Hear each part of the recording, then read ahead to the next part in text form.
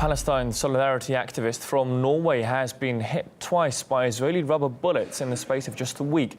Kristin Foss was hit in the abdomen and then an ankle during demonstrations in a West Bank village. She managed to capture one of those incidents on camera and says at the time she was holding her hands in the air.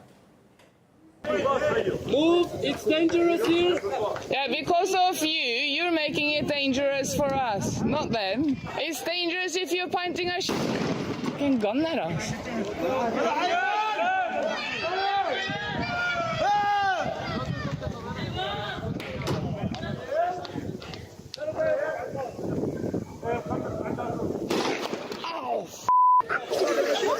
Yeah. Kristin Foss joined protests in the West Bank village of Kafr Kadum. Its residents are calling for the reopening of the direct road leading to their farmland. It was blocked 15 years ago to allow the expansion of the Israeli settlement of Kedumim. Villagers have been demonstrating every week for around a decade. Now, the Israeli Defense Forces told RT the woman had been standing among rioters at the time who'd been violent towards them. They said they will investigate the incident. Well, let's get more details now from Kristin Foss herself, that Norwegian human rights activist. Kristin, thanks for joining us today. Good to have you on the programme. It's obviously a very volatile situation in the West Bank, the protests going on. Did you realise there would be a big risk of going there when you joined the protests? I'd been to the protests on 4 or 5 previous occasions. So I knew they would be firing rubber-coated steel bullets and tear gas, which they had before. But I always stayed to the side or at the back of the demonstrations. I'm there as an observer to witness what is happening. So, but of course, there is a risk when attending anything that's where the IDF is. But on this particular occasion, it had died down. There was no stone throwing, there was no shooting. It was quiet. And then me and an Icelandic colleague, we were asked by an elderly Palestinian man if we could accompany him to get his car back that the Israelis had taken as an economic shield. So they had it in front of them. And as I said, there was nothing happening at the moment, so we decided to go with him. And we were approaching the IDF, me and Anna, with our hands in the air.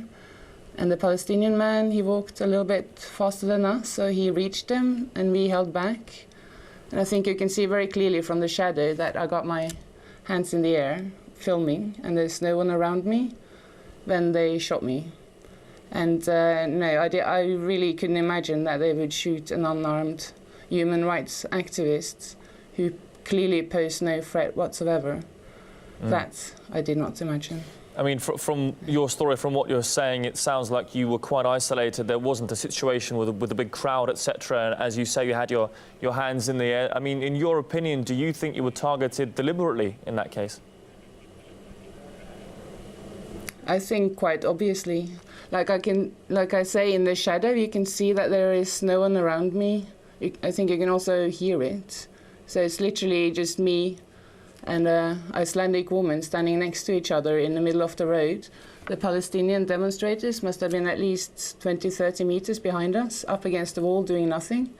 And then the Israelis 20, 30 meters in front of us when they shot me. And they say themselves they know where every bullet lands. So yes, I am absolutely sure they shot me on purpose. And just in terms of your injuries, I can see a photo of you with your ankle in a cast. I mean, how dangerous are these rubber bullets that you were hit with? They are deadly if they hit the head. And another person from Kafr Kadum, he was hit in the head not so long ago, and he lost sight in one eye, and he's also unable to close his jaw. So they can be deadly. The Norwegian Foreign Ministry, they've said it's asked the IDF for an explanation. Do you think it will lead to any sort of response or action from the IDF? No. And I was actually in an interview with NBC earlier today, And they told me the IDF is now saying that I've been throwing rocks. So it's getting a little bit ridiculous, really. And just why are international activists like yourself joining Palestinians in their protest, despite the very obvious risks? It's not that we're joining them, but we are here to show solidarity. And also, they don't get any coverage. Just in Kafr Kadum, I think it's nearly 100 people have been shot with live ammunition over the years. Hundreds have been shot by these bullets that I was shot with. They've been tear gassed, they've had skunk water into their houses, but they're not getting any attention. We are here to witness what is happening and share it with the world, and hopefully someone will, put some attention on them.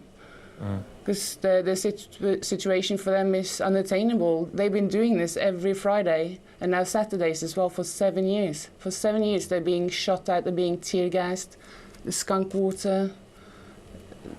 If our governments aren't doing anything, it's up to people like me to come here and tell the world about it.